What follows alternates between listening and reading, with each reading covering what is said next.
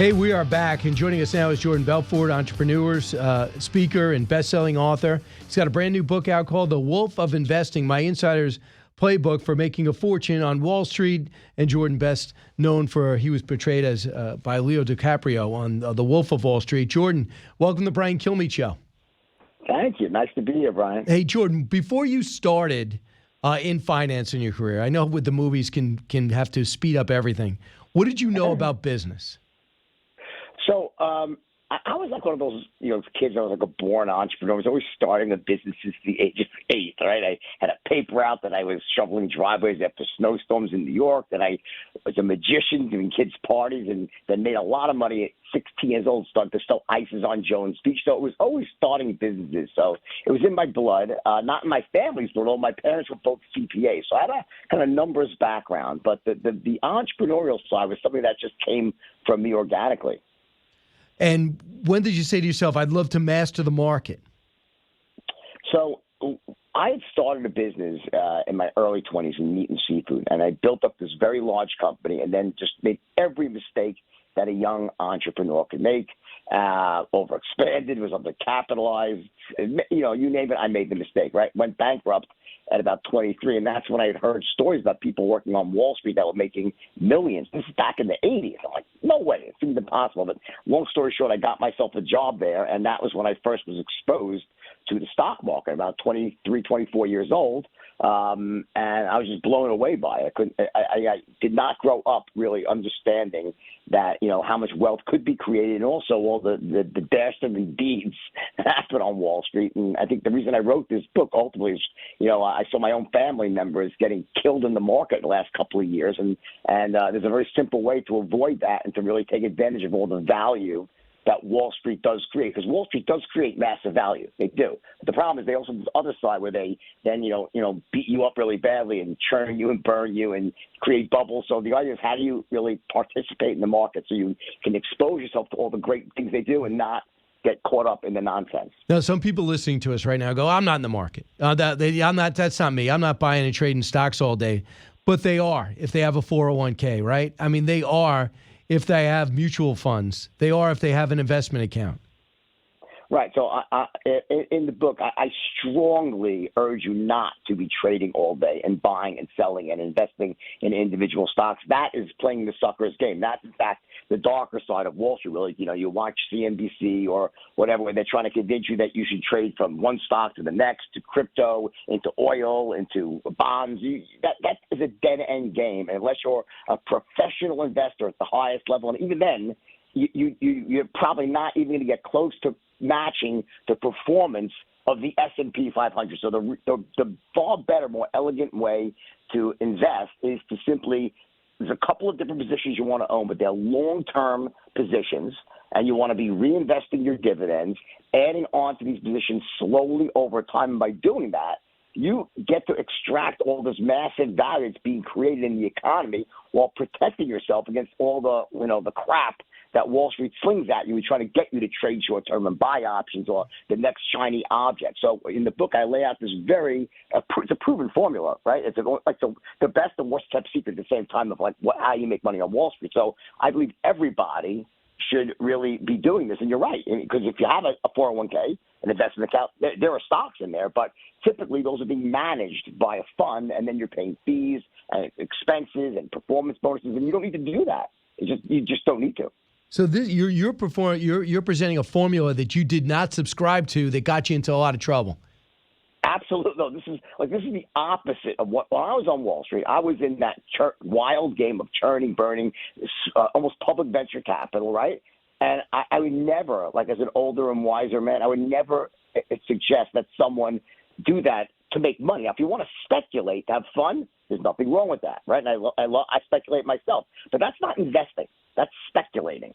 And when you speculate, you can't really count on making money. You'll probably lose more than you'll make if you don't lose everything. So, but it's okay to take 5% of your capital, have some fun. Maybe you'll get lucky. But when I'm talking about something very different, I'm talking about basically exposing yourself to all the best companies in America. And these are global companies, so you're really exposing yourself to the world economy, right?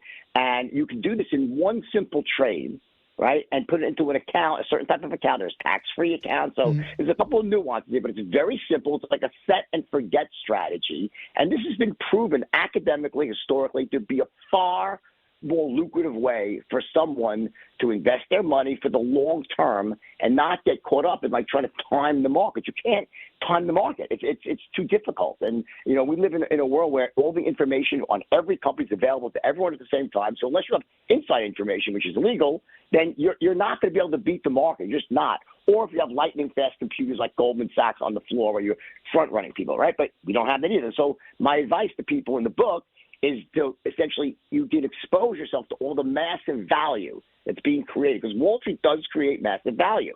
The problem is on the other side, and then take it away. It's like a corrupt casino. So not only are the odds stacked against you, but the dice are loaded. So you really can't win. That's when you play for the short term. The way you sidestep all that is by going for the long term and exposing yourself to the biggest companies and then balancing out with another investment of bonds. So it just historically proven to work.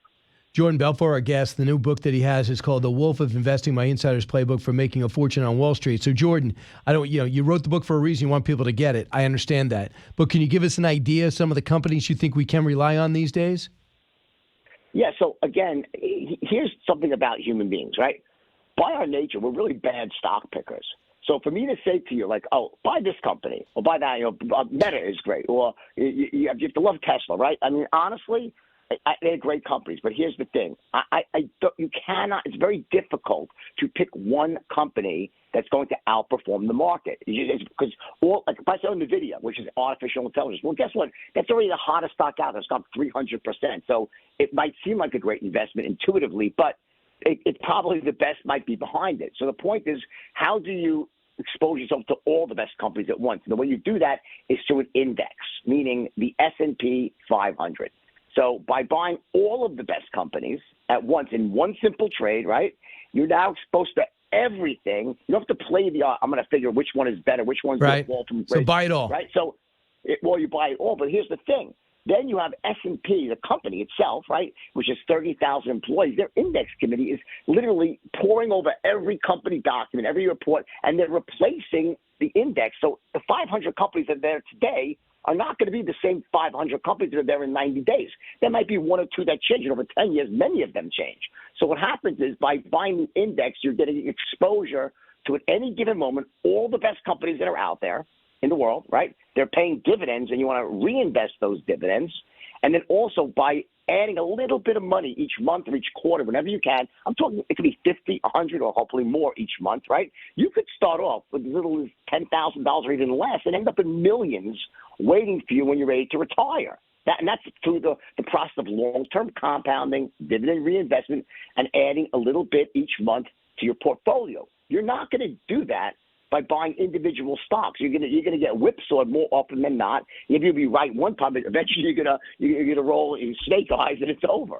So this is like the ultimate strategy, by the way, for the average individual, even the wealthiest individuals, right, that don't want to get caught up in the nonsense of trying to time the market and pick individual stocks. But how much do you watch the macro economy? How much do you watch, what Larry Kudlow says about where it's heading, what the Fed did yesterday, what CEOs are saying to find out how much to put in? I mean, how much are you glued to this information? I'm glued to the information because I'm interested in the economy for running my business and just being a generally well-informed individual. But I would never take one thing Larry Kudlow says and use it to influence my investment decisions. Why? Because I don't invest like that. And you shouldn't either. I really advise anyone not to try to sit there, I think we're going into a recession, so I'm going to reduce my stock portfolio. Don't do that. In other words, markets go up, markets go down, recessions happen, expansions happen. But if you look over the last 150 years, okay, if you just simply stay the course and don't buy and sell and don't keep triggering taxable events, you're going to end up making a ton of money because the U.S. economy over time expands. And you can say we have all these problems. We do. There's problems with lots of debt and interest rates. But you know what? We're the best bad option out there. And I've traveled all over the world. I've spoken all over the world, mentored people. And there's something about the United States. It's the work ethic, the entrepreneurship. I don't think we're going anywhere down. We can go down for a year or two, but I think over the long term, the trend will continue. All right, interesting. Here's what David Solomon said of Goldman Sachs about the economy. The economy here in the U.S. has certainly been incredibly resilient. You saw the GDP numbers yesterday, which obviously were very, very strong. And I do think there's a risk that the economy is a little bit more fragile as we head into 2024. We're watching that closely. Obviously, uncertainty around the world and geopolitical uncertainty can contribute to a sense of confidence or a lack of confidence that can slow economic activity. But for now, the U.S. economy has been relatively resilient, but I think we have to watch it very cautiously given everything that's going on in the world. So your thoughts about his thoughts is similar to yours, right? Well, I mean, I agree with him. The U.S. economy has been historically incredibly resilient. That doesn't mean we haven't had some bad times, right? Like after 2008, when the bubble burst in the tech bubble, the dot-com bubble in 99 or 2000, right? And then back in 87 when I first got into the stock market, and then back in the Great Depression. But here's what happens, and this is the mistake that people make. You know, bear markets, right, by their nature, when the markets go down, right? Number one, the stock market is a leading indicator. So you can't say, oh, well, the economy's going down and at the time I trade based on what's happening in the economy. They don't necessarily link up together. That's number one. Number two is that bear markets are usually pretty intense, but they're relatively short-lived. In other words, they don't last for 10, 15 years. Gotcha. Right? Even the great crash in 33, the market in 5 years had recovered all its losses if you include the dividends that we were being paid at the point. So what happens is this. You can try to, engineer a portfolio and be buying and selling and rebalancing and saying, I'm going to go into more tech heavy because the economy is good and oil because I think oil, at the end of the day, you're going to be wrong more than you're right because you cannot. So don't do that. I understand. No, I understand. I hear you. So that's one thing I think is interesting. A lot of people are saying that's unprecedented is this debt. What's unprecedented is the big push to get off the dollar. Do either one of those things rattle your cage, Jordan? Listen, the dollar, no. Getting off the dollar does not rattle my cage. I don't think that's really a big risk over the short term. If you still look at the numbers, the U.S. dollar, and I travel all over the world, people love the dollar. They love the dollar, okay? Now, as far as our net debt, there's a major issue there, and honestly, I don't know anyone who knows how that's going to be resolved at some point, okay? But here's what I would say. Again, if you look at the size of the U.S. economy, and also the nature of the businesses, our way of forming business, entrepreneurship, right? How we create value here. I really believe, and again, history doesn't always repeat itself, but it's a pretty good indicator, okay, over very long periods of time, that if you look at the S&P, the stock market as a whole, there's a slow, steady march upwards over time. Okay? And that protects you against inflation, by the way. It's the only investment that beats inflation. So if you're in bonds, you need to be very careful. There are some bonds that they're called inflation protected securities, right? Where you can actually get higher rates when inflation is higher. But generally speaking, stocks, and I'm talking about a basket, the S&P, the best stocks out there are your best bet to protect yourself against inflation, and you don't need to hire an expert. Gotcha. Jordan, real quick, on Sam Bankman-Fried, can you make sense of what this guy's looking at? Do you sense this guy's a traditional criminal to you? Yeah, I think he's an arch criminal. But I think to me, he's like a Bernie Madoff type. Because people sent him money, and he just took their money. It's very, very, very strange. People listen, I made mistakes. I went to jail. But I never did is went into a client's account and took their money. Like, we manipulated stocks. I smuggled money overseas. You saw all this in the movie, right? But what we never did is had people send us money and just, let's just dip into the account and just take that. That's our money now, right? So I don't see how he's not going to get sentenced to a very, very long time in jail. I hope he doesn't get life because I don't think anyone deserves that for what he did. I think that would be excessive. But I would be very surprised if he didn't get, 20, 30 years. I'd be surprised. Jordan Belfort, congratulations on your new book, The Wolf of Investing, My Insider's Guide to a Playbook for Making a Fortune on Wall Street Legally. Jordan, thanks so much. Legally, right. That's the key. All right, back in a moment. Hi, everyone. I'm Brian Kilmeade. I want you to do me a favor. I want you to click to subscribe to the Fox News YouTube page. This is the only way that I know for sure that you're not going to miss any great commentary, any great news bites, any great interviews coming your way on Fox. You can get it all here on YouTube. So subscribe right now.